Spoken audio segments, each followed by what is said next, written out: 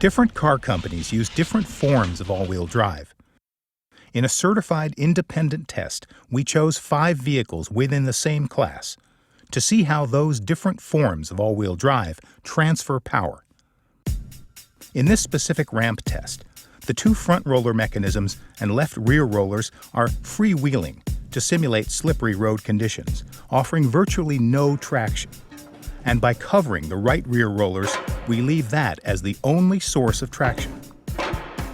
The driver will maintain constant pressure to the accelerator, and once the wheels slip, each system should direct enough power to the right rear wheel to climb the ramp. First up, Nissan and its intuitive all-wheel drive system.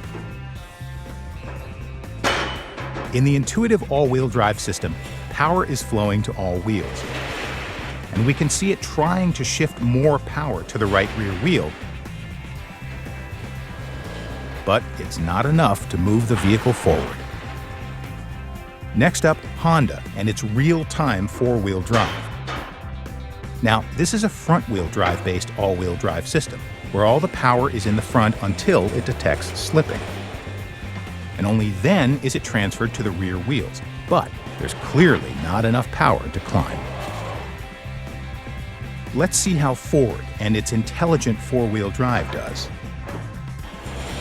The driver is maintaining constant pressure to the accelerator, but the vehicle appears to surge as it tries unsuccessfully to send power where it's needed most. And did you notice the side-to-side movement? That's called torque steering, and is often due to an asymmetrical drivetrain, where the left and right front axles are different lengths, and the driver has to fight that torque to keep the vehicle in line. How about Toyota and its on-demand four-wheel drive? As in all these vehicles, the driver is maintaining constant pressure to the accelerator. But listen, the engine speed changes as the system tries to take control from the driver and transfer power to the right rear wheel, but there is not enough power to provide the traction it needs. Finally, let's look at Subaru and the symmetrical all-wheel drive system. With power flowing continuously to all wheels, it senses the loss of traction and sends more power to the right rear wheel, allowing it to find its grip and move the vehicle up the ramp.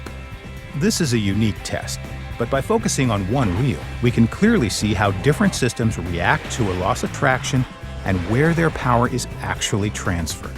Ideally, an all-wheel drive system should be able to direct power where it's needed most.